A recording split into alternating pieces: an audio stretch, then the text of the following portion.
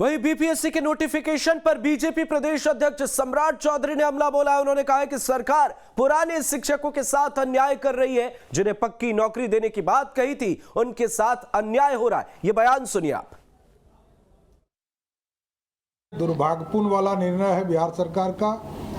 आप पुराने शिक्षकों के साथ इस तरह खिलवाड़ नहीं कर सकते हैं। जिन लोगों को 80,402 बच्चों को जिनको इन्होंने तय किया था कि हम पक्की नौकरी देंगे, उनके जीवन के साथ खिलवाड़ करने का काम बिहार की नीतीश कुमार की सरकार ने किया।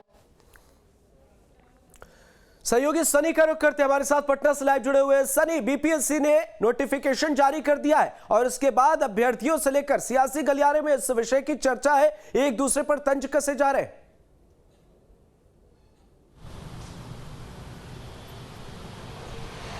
देखिए, शिक्षकों ने तो स्पष्ट कर दिया है कि वो आंदोलन पर जाएंगे, हड़ताल पर जाएंगे और उनका जो आंदोलन है बिहार के अलग अलग हिस्सों में अलग अलग संगठनों के माध्यम से अब बड़ा रूप लेता हुआ नज़र आ रहा है।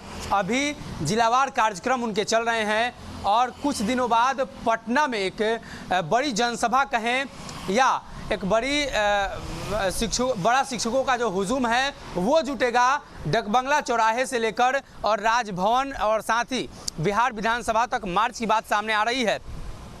वहीं विपक्षी दलों का मानना है कि बिहार सरकार शिक्षा के मुद्दे पर और शिक्षक के मुद्दे पर छात्रों को बरगला रही है। दरअसल पुराने जो शिक्षक हैं, नियोजित शिक्षक जो 15 वर्षों से सेवा दे रहे हैं, वो परीक्षा देने के लिए तैयार नहीं है। वो स्पष्ट कह रहे हैं कि 3-4 वर्ष ही उनकी नौकरी बची है और कुछ शिक्षकों का 8 से 10 वर्ष नौकरी बची हुई है। तो ऐसे में वो अभी इस उम्र में परीक्षा देंगे, ये कहीं से सही नहीं है।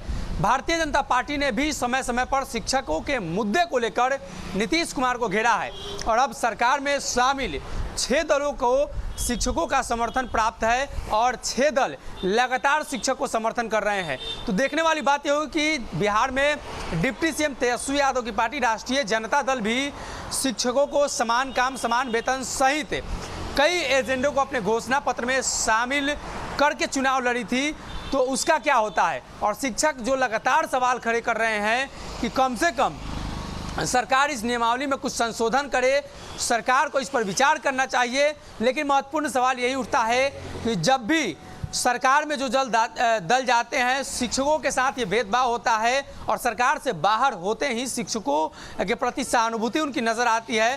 तो कहीं ना कहीं जो बिहार सरकार है वो शिक्षकों को समान काम समान वेतन देने में सक्षम नहीं है।